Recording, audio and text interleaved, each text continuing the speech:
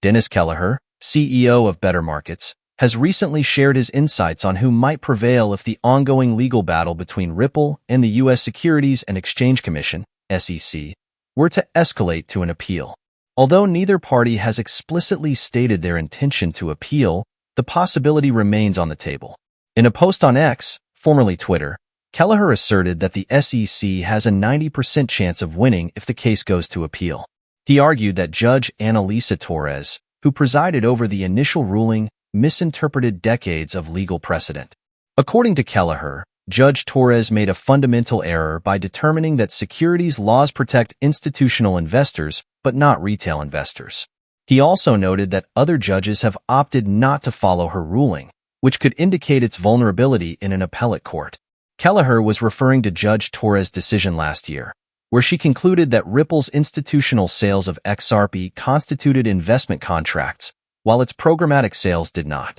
This decision went against the SEC's broader argument that XRP should be classified as a security in all contexts, making it a likely focal point for any appeal the SEC might pursue.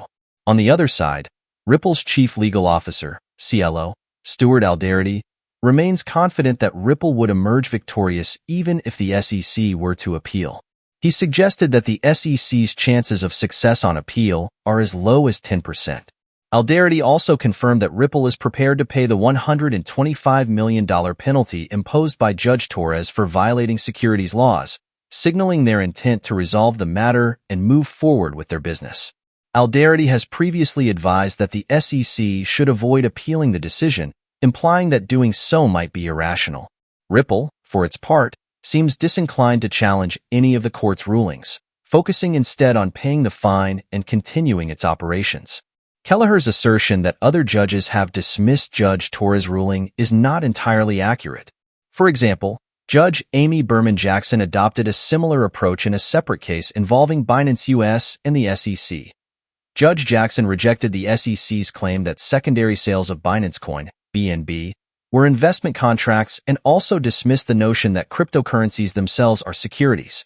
Both Judge Jackson and Judge Torres relied on the Howey test to determine that cryptocurrencies could not be classified as securities by default. Instead, the classification depends on the manner in which the tokens are sold.